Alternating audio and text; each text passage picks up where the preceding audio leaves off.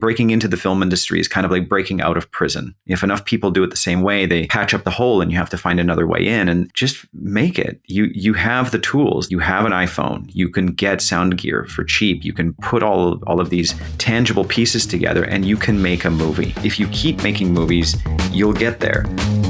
This episode is sponsored by Peliplat and Craftsman Films.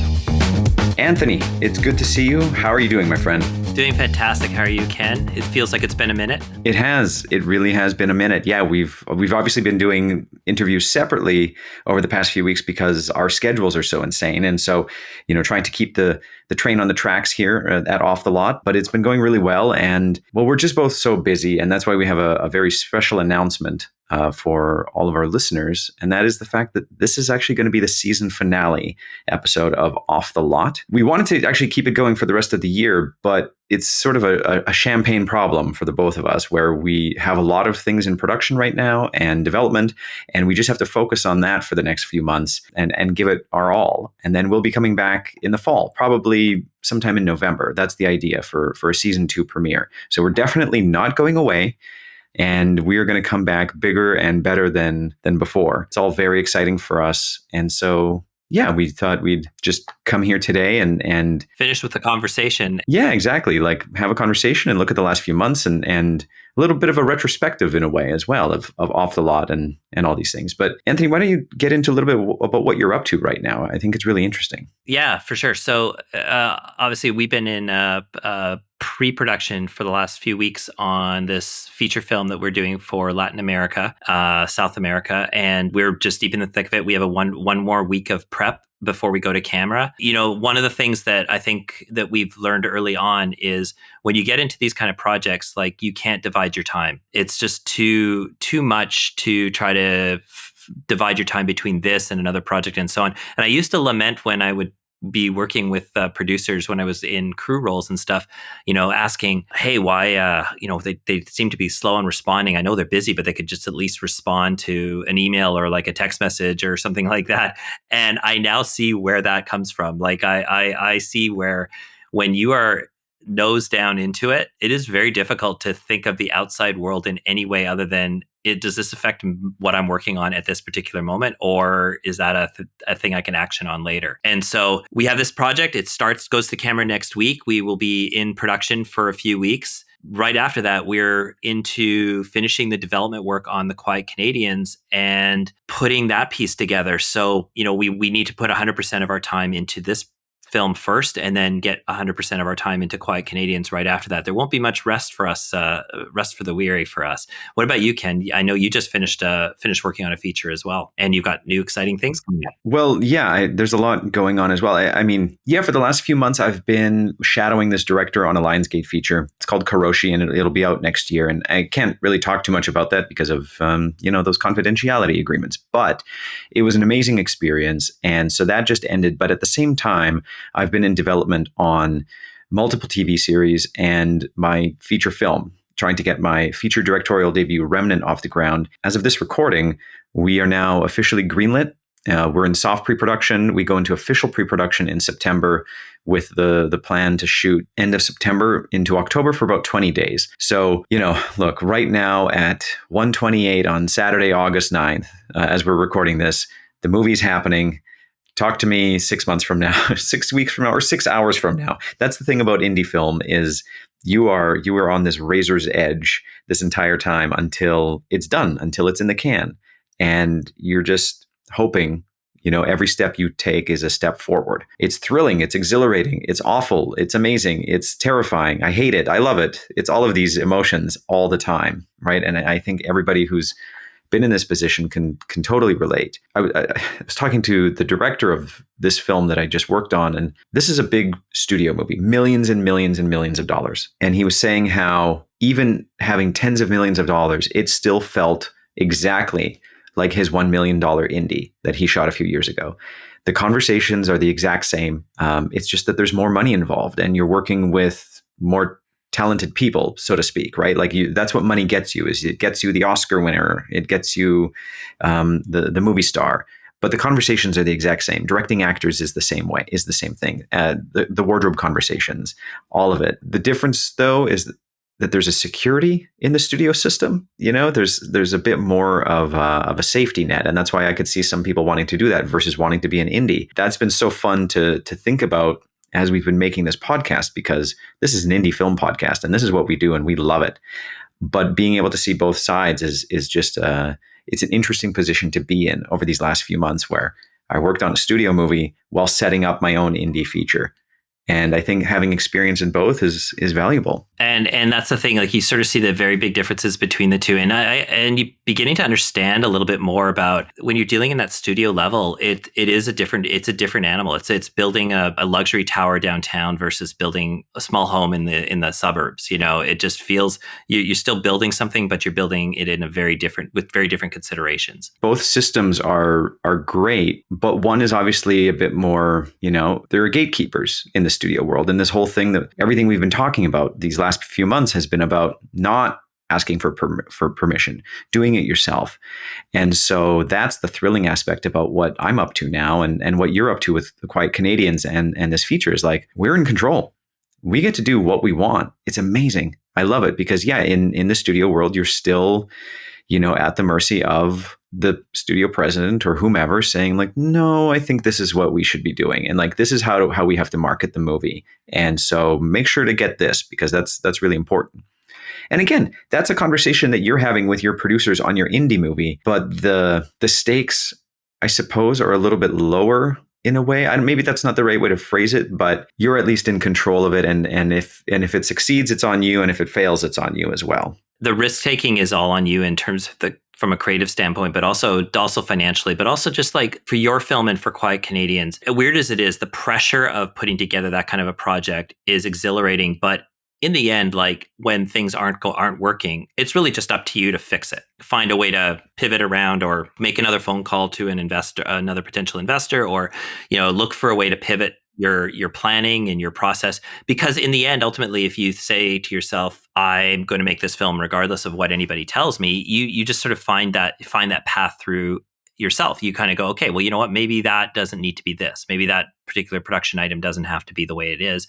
Or maybe I can find a better solution myself, or a better solution with my limited partners, and we're all creative people looking for easier solutions. When you're dealing in that studio system, and I'll say our project right now, the one that we are entering into production in a week, it is more chefs in the kitchen who need to be heard. And also need to be, you can't just be as freewheeling with your decision making. Your decision making always has consequences, and everybody else has a role to play in the project that you're putting together. Because there's real money involved. And I mean, that's usually the big factor, right? Like when you're making a movie with other people's money, you're responsible for it. That's an important distinction, I think, between us making our short films and our, really, even just, when we get grants and we make those films and telefilm films and things like that, like you still have a certain degree of autonomy in that regard.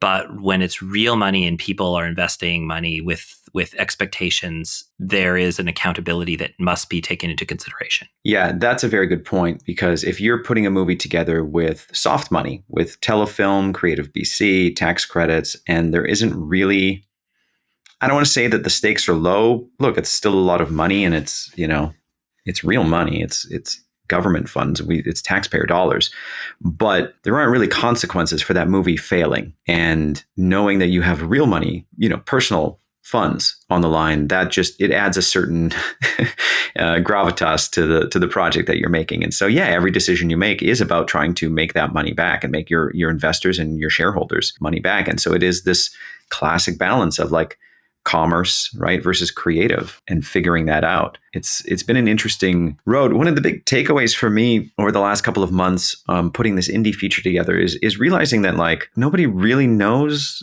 anything, and there aren't really, like, there are rules or there are traditions or there are pathways, but like don't ever let that just stop you from taking another direction or another stab at the things, and like get creative for how you want to put this movie together. And I just mean in terms of talking to people and making deals and doing whatever it takes to just get the pieces in place, from talking to equipment houses and crew. And I don't want to get into like too many specifics about my movie, but like you could do anything. So just put your mind to it, really sit down, think, like meditate on it. Like, how do I make this happen? That was a really important thing to me. Of like, meditation was huge. Of like, look, these are really stressful situations. You have a million thoughts running through your head. What do I actually do here? And just gaming it all out. Okay, here's scenario 1, here's scenario 2, here's scenario 3. If scenario 1 goes wrong, what happens? How do the dominoes fall? I also think, as woo-woo as it sounds, manifestation.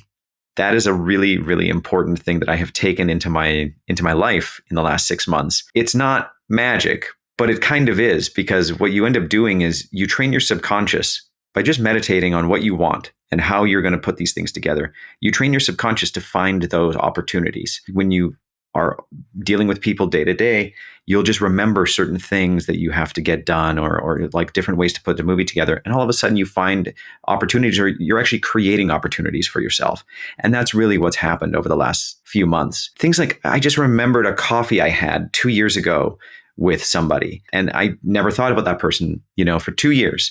And then it just came to mind, and I was like, oh, I'm going to give him a call. And sure enough, it led to a deal. I don't know. It sounds crazy, but the power is within you to make your movie, and you don't have to rely on other people to give you these opportunities. You can absolutely create them yourself. I love what you're saying about manifestation and meditation, because I started picking up meditation last year, actually. I always feel like I've not figured that out yet. So it's all, I guess that's the point. You're not supposed to figure it out, but it's this idea of just getting into finding that time and space to sort of like really center yourself, and then it helps ground you for making smarter decisions, but also for putting out into the universe that you want your movie to happen, you want this to happen, but you need that centering point first to be able to send out that those messages from. I agree, it's like, it does sound very foo-foo and things like that, but I often find that situation occurring more and more, and where I'm like, I feel like this is so close, and there's a piece that I need to find to help me get over the edge, and I'm searching and searching, but I know it's in front of me, and then all of a sudden, a day later, you wake up in the morning, you're like, eureka, there it is. That was it. And it feels very, very vision boardy, or whatever you want to call it, to sort of put that out there. It sounds ridiculous, but it's how I ended up in a writer's room this year. I sold a pilot this year. I have another pilot that's like right on the cusp. I got this amazing shadow opportunity on a feature. I've put this indie feature together. All of that is because I was able to just find some stillness, focus on what I really want, what I want to do, and make the best decision based on that. Going to the gym helps, okay? Physically, mentally, that just a little bit of exercise is going to recenter you. Like, I come up with all of my best story ideas at the gym. And especially if I'm in the middle of a script and I'm writing and I'm like, this scene sucks. I can't figure it out. I'll go work out. And by the end of that hour session, I have cracked it. I've figured it out somehow. Going for walks, taking a shower, these types of things, going for a drive, it all helps to just, get your mind off of the script and just, again, center yourself, focus yourself, find some stillness, and then you can move forward. And it's funny that like we're saying, the best way to make your movie is to actually just focus on breathing and working out. But it's so true. You have to take care of yourself and give yourself the best opportunity to perform. Yeah. And because making a movie is just, there's 1,000 questions a day more that you have to answer and deal with, and they pile up. And even this director that I just worked with, we would constantly remind ourselves, as difficult as making a movie is, it's because movies don't want to get made. They just inherently don't want to be made, right? And so everything is a struggle until it's in the can, you're finally editing it, and you get to release it. But God, wrangling that movie in, it's crazy. The biggest takeaway I'll take from the project I'm currently working on is you need to learn what, like, you had that thing of like that comment you made about, you're starting to get a million things thrown at you with regards to your project. I think that one of the key takeaways is you need good partners, and you need people who you can offload things to, even in decision-making capacity, but also just small things. Like when we were doing our first feature, 13 Miles, we took on arranging hotels. We took on all of the aspects of it. And it felt manageable because it was such a small team. But as things grow and you start to realize, like, I don't need to be spending 2 hours doing that.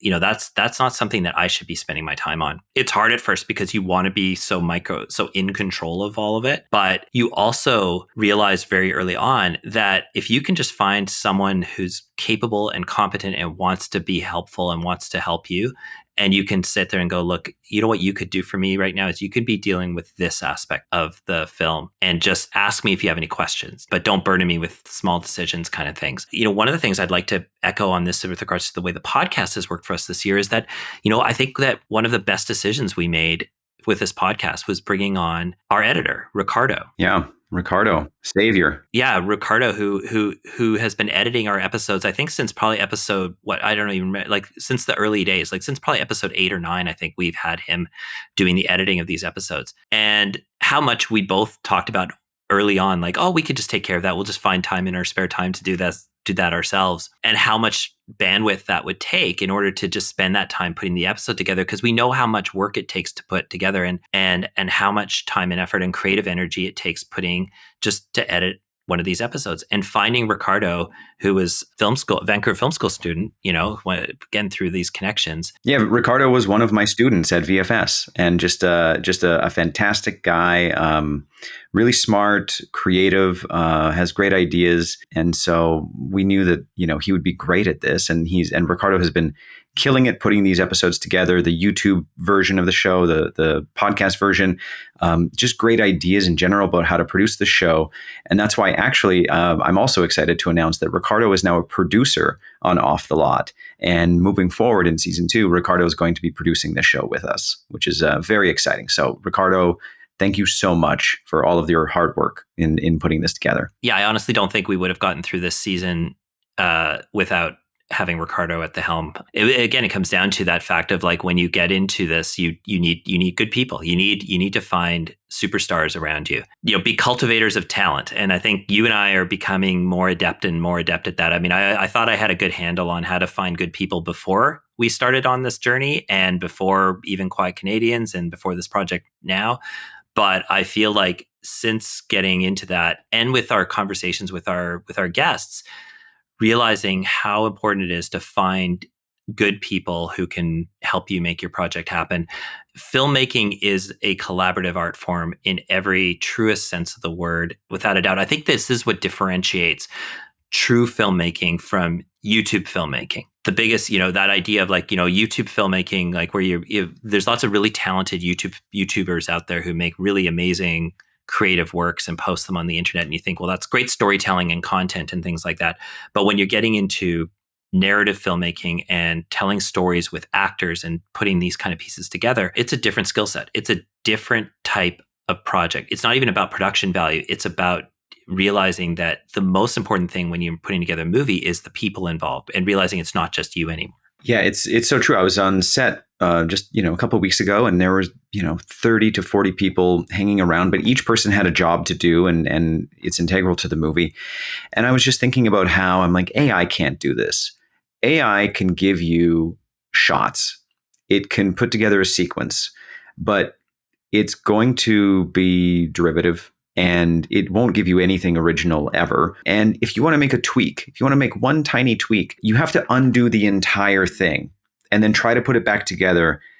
And AI just can't handle that. That's the difference. I mean, when you have all of these people working together on a movie, there are just incredibly talented experts in their field working on this thing that can give you amazing work to elevate the creative of whatever you're working on. It also comes down to taste, right? And so it's about finding great people around you that have great taste, and using all of their talents to elevate this project to be greater than you could have possibly imagined. And that's often what happens, right? Everybody wants it to be good, and everybody's giving their all. And find great people that can deliver, that you can work well with, that you get along with. We're going through the same thing right now on our film of just crewing up and finding great people. It's just so important. Yeah. So what can you tell me about Remnant? Where are you at right now? Yeah. So we're in soft prep right now. So we're very early stages, but it's moving fast. And then we'll go into official prep, like I was saying, early September.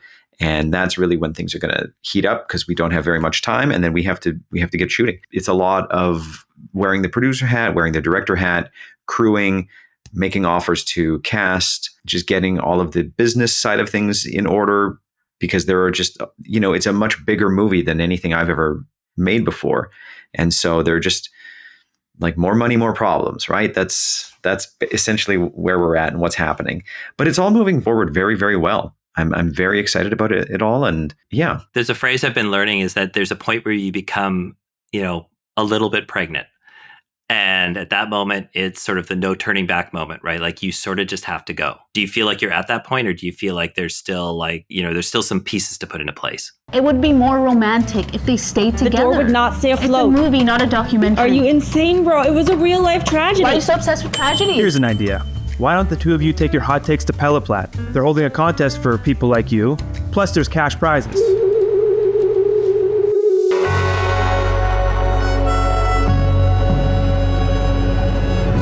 Game on.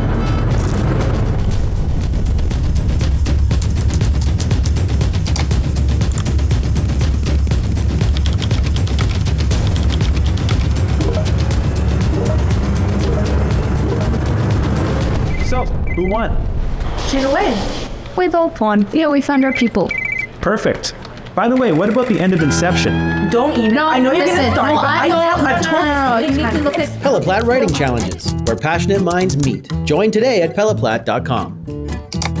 I think there's still pieces to put into place. One of the best ways to look at a movie, in my opinion, and I mentioned this before, but it was a quote by Chad Stahelski, who directed John Wick.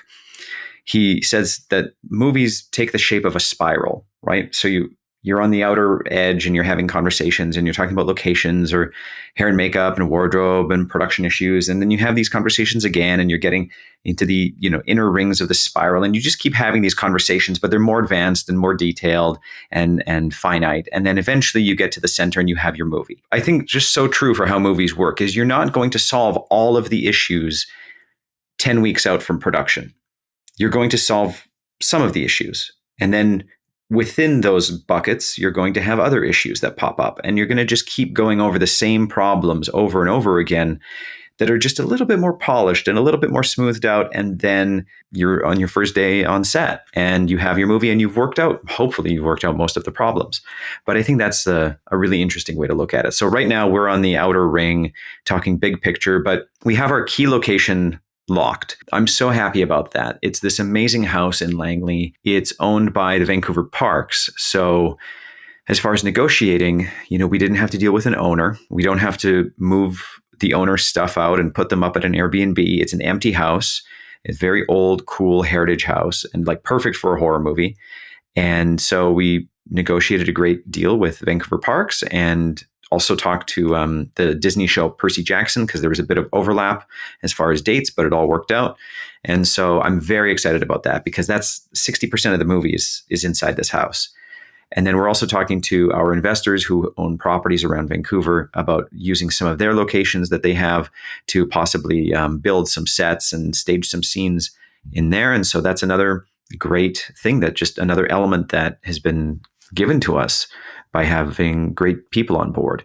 And so we're just slowly making our way through. Now, how about you? Quiet Canadians, where's all that at? Yeah, so Quiet Canadians, I'd say we're definitely on that outer spiral as well, where, we've looked at some ways to break up the schedule a little bit so that we can shoot some of the schedule here in Vancouver or Vancouver Lower Mainland in the fall, and then maybe move production to east in the spring, or vice versa, do some of the production in the east in the sometime late fall before the snow comes, and then come back to Vancouver and shoot the rest of it in January here.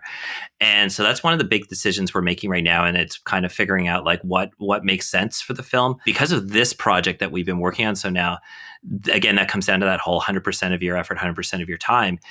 We found that it's just too hard to focus on two projects at the same time. So we've been putting that universal energy out when we could to kind of go, well, let's see if we can, use this connection we just built for this movie to help us with the next thing and see if that will make a difference. So Quiet Canadians is, we just did another rewrite on the script, which is great. We've had a lot of conversations with just creatively together and also with a couple of people talking about how to make the movie work with the budget and so on that we want to work with. And I think we're in a good place. There is a real possibility that we will need to push the project into the spring, but we still think we can get the project off the ground and into pre-production early fall, and then maybe get that East Coast part filmed before the new year. Oh, wow. Still before. Okay. Wow. Another thing that we wanted to talk about today, which is, well, first of all, this show also wouldn't be possible without our sponsors.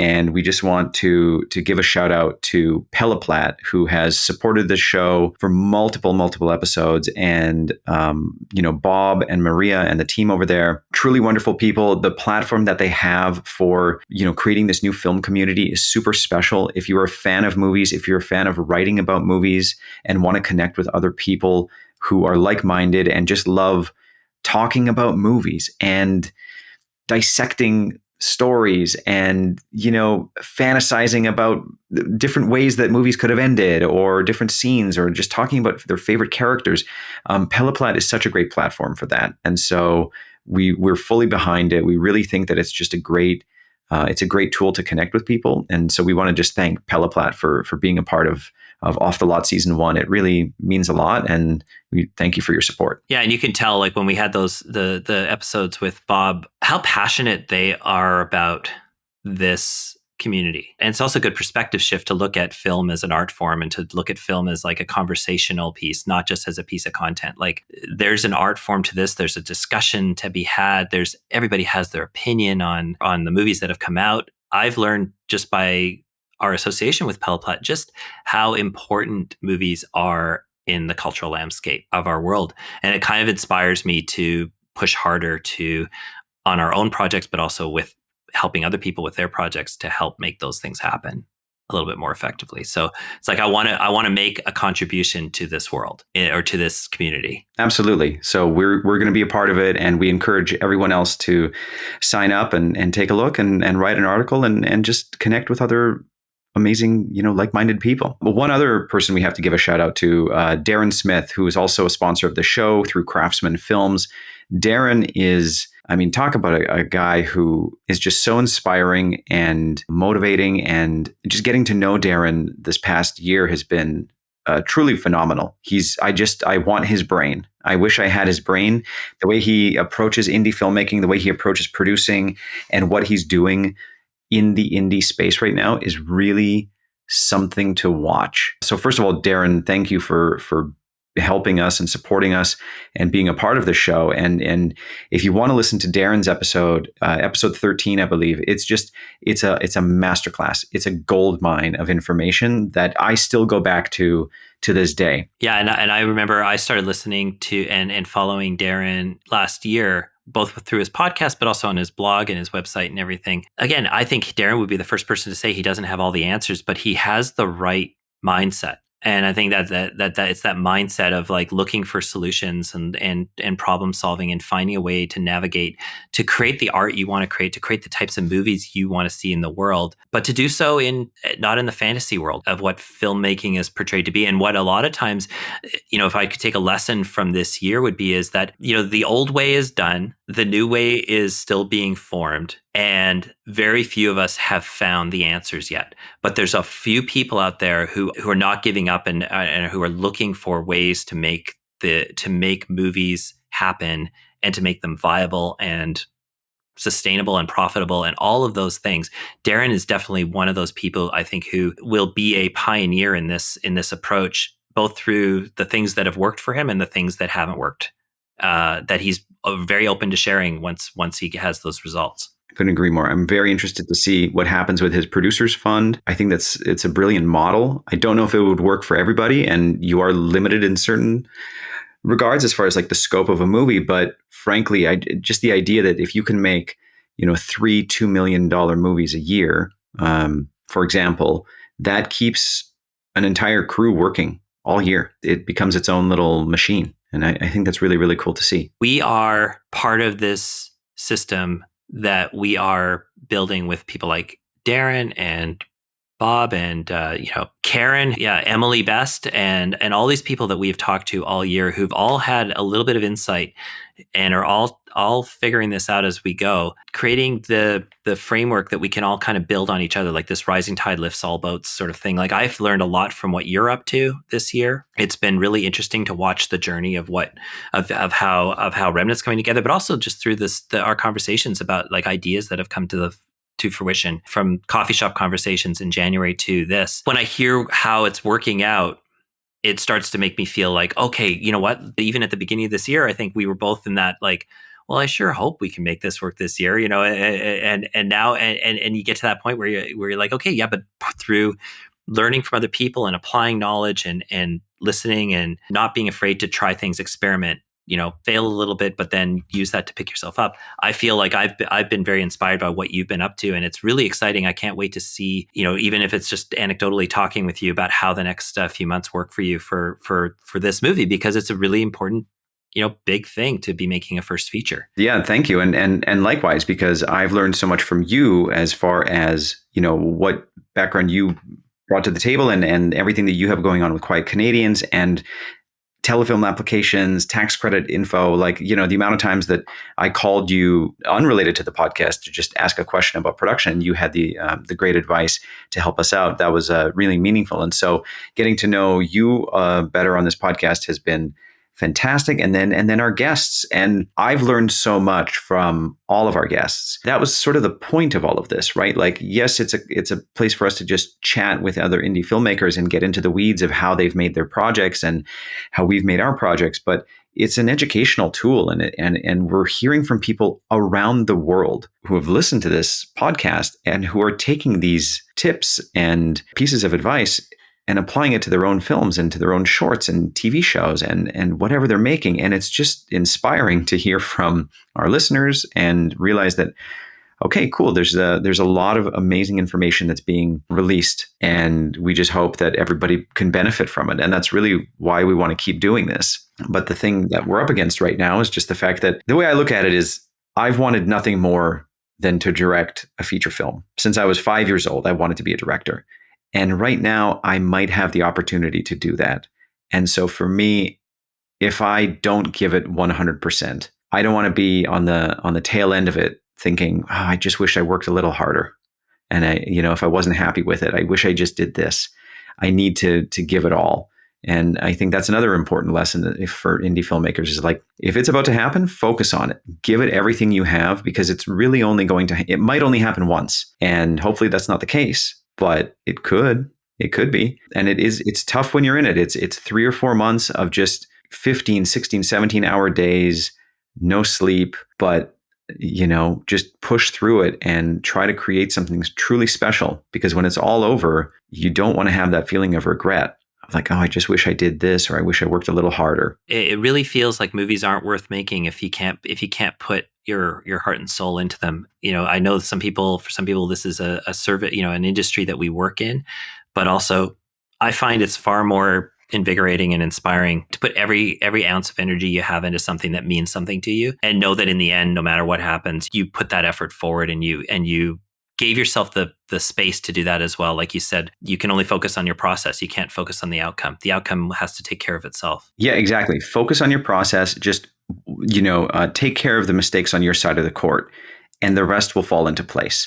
I saw this great video the other day of David Fincher giving an interview, and he was talking about how he gets criticized for doing so many takes during these scenes, right? And he'll go up to like 99 takes. And people are asking him like, but don't you think you have it by take 36, 37? And he's like, we put all of this effort into writing a script and putting this production together and finding these locations. And there's all these moving parts, and it's so complex. And then the idea is to just show up to a location and try to get out of there as quickly as possible. He's like, that doesn't make any sense to me. We've worked so hard to create this scene. Why aren't we going to take all the time that we have to make it as good as possible? And that's the way he approaches it. Now, David Fincher can do whatever he wants to do. And so if David Fincher says like, no, we're going to shoot here tomorrow too, the studio will be like, yep, yes, sir, David, like, no problem. So it is about balancing, art and commerce. But But I do appreciate his approach of like, just remember that like we're here to make films and we're here to tell stories and we're here to create scenes with fantastic acting and create these emotional moments and ultimately capture magic where a lot of people could just can't kind of get lost in the ones and zeros of it all and just say, well, yeah, but we're here, like just do it quickly so we can move on to the next scene. And it's just sort of like a means to an end. It's like, no, but remember, like we're here to tell stories.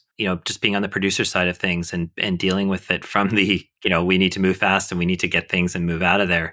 It is a really hard thing to reconcile because you kind of go like, we spent all of this time just to get to day one. And now we're going to take all of that energy and effort and all of that just emotional and mental, whatever effort we put into putting this thing together and getting just to the first day of filming. And then we're going to rush to get it done.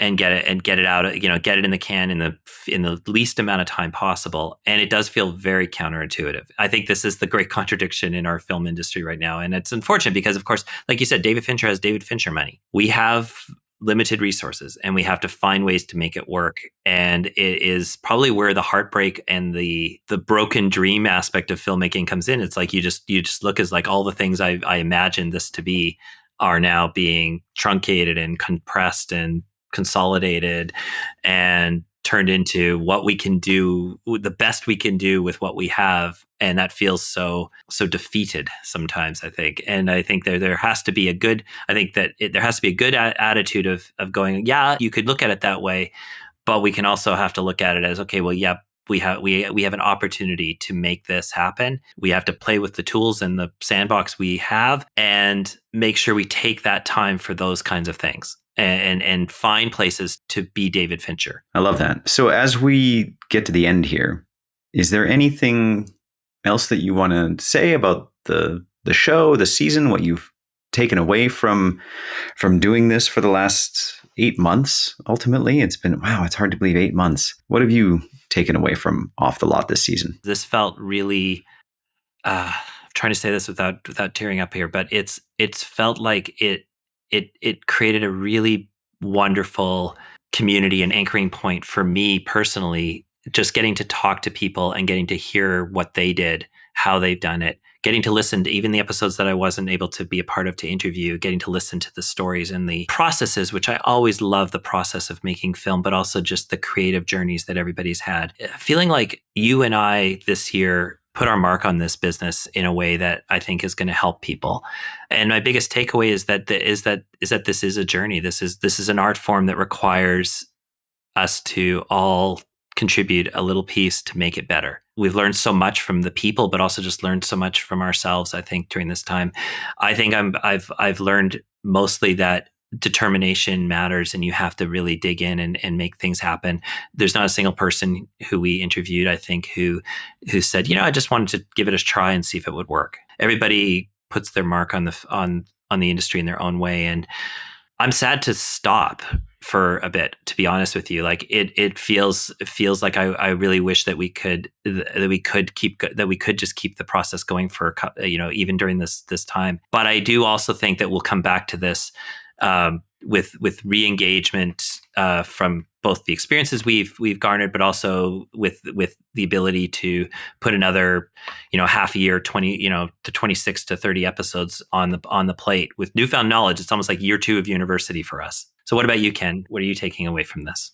Well, first of all, I think what you said, I totally agree with, and it means a lot. I'm right there with you, and for me, I think talking to just now dozens of filmmakers and hearing about their backgrounds and how they got into film and what it took to get their films off the ground. The great common denominator is that no story is the same. And I think that that's true for everybody listening, is like, just because, of where you grew up or how much money you have, certain skill sets that you have, passions, whatever, all of that is actually a strength for you. And you can turn it into a strength that's useful to get your film off the ground. And like, there's no set path to make it.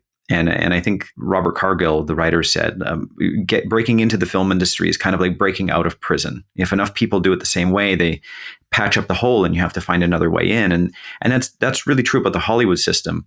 but it's also in a way true about the independent world of just make it. You have the tools, and that's what we've been saying since the beginning. Like, you have an iPhone, you can get sound gear for cheap, you can put all of these tangible pieces together, and you can make a movie. Now, is it going to be the movie that is seen by millions of people in a theater? Not necessarily, but if you keep making movies, you'll get there. For the last 10 years or so, I've been a professional TV writer, but I really wanted to get back into directing. And so in 2021, I bought myself a Panasonic GH5S and some sound gear and some, shitty lights. And I directed a short film. I've talked about this before, called Split. That was in 2021. The movie sucks. It's awful. But 4 years later now, after making a short film every single year, and each short film was bigger and more expensive and better than the last, I'm now going to be, well, again, knock on wood, making a feature film. And so it's been a journey, but there's been a progression. And so that's my takeaway. It's don't give up, just find a way to make your movie. If it's 2 minutes, if it's 5 minutes, if it's 20 minutes, if it's 2 hours, find a way to pull it off. And all of the people that we've talked to have done that in some way, from Laura Adkin to Jason Mills, Karen Lamb, and Darren Smith, and all of these people, they just figured out a way to make it. And then Zach Lipovsky. Look, the Freak story is unbelievable. They were going to make this movie for basically for nothing, for free. They were going to star in it and cam up it themselves. And they ended up raising money to get that. And now, 7 years later, they have just released what was the #1 movie in the world for a couple of weeks with Final Destination Bloodlines. So it can happen to you. It absolutely can happen. And one more example that recently happened that I thought was super inspiring, because some people read it and criticized it as if oh my God, what's Hollywood doing? But it really just, to me, goes to show the way that Hollywood is looking at IP and creators. And there's this YouTuber named Kane Parsons who created the Backroom YouTube series. And it's this horror short film series on YouTube. It has 200 million views. And he's created these short films, and they have really cool visual effects that he does himself, I believe. But he's 19 years old, and he's now the youngest director to ever direct an A24 film. And so they're making a feature film version of The Backrooms. They're shooting in Vancouver. They would have wrapped yesterday at the time this podcast is recording. And he's 19 years old, and he's directing a Hollywood feature now because he went and he created something himself. You just got to go out and make it. And you never know. Let the chips fall where they will. Exactly. All right. So, what do you think? On that note, why don't we call it? I think that's the end of season 1. This is the window shot, and that's going to be a wrap, I think. That's a wrap. It's been exciting. We'll rejoin everyone for season 2. Until then, see you, Anthony. See ya.